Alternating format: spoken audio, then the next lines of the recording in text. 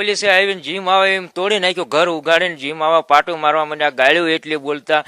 જે જાણે આતંકવાદી હોય એને ઘોડે ગામમાં બે ગેરવર્તન કરતા, જાણે આતંકવાદી કેમ હોય એની ઘોડે ગેરવર્તન કરતા બધી તોડફોડ કર્યો.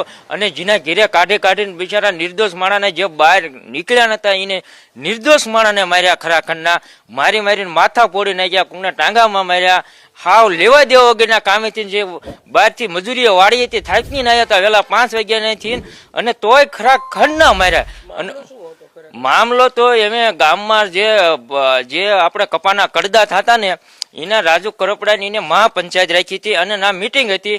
અને પોલીસ આવ્યા ઉપરથી કોઈએ ગમે એને પથ્થર માર્યો અને એનો મામલો ઉશ્કારવાનો. પોલીસ વાળા હંદાઈને લાઠીચાર કરવા માંડ્યા, કોઈના માથા ફોડી નાખ્યા અને તમામને મારીને તોડી નાખ્યા, એટલા માર્યા. અને નિર્દોષ માણસ તો જાજા આમાં ઉપાડી લીધા છે. જે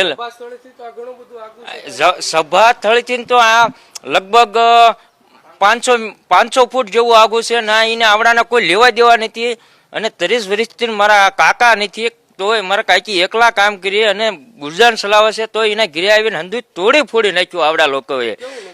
નુકસાન બાથરૂમ તોડી નાખ્યા, ગોળા ફોડ નાખ્યા, ગેસનો ચૂલો ઊંધો નાખી દીધો, બધું. અને જે આવે એ ઢોળી નાખ્યું. અને તોય તે પોલીસ વાળા કે બહાર નીકળો અને જીમ આવે મેન કરતા બાયું ને નાના છોકરાને જે ભણવા જતા એને 15 વર્ષ છોકરાને બધાને ગાળ્યું દેતા અને મારતા હતા.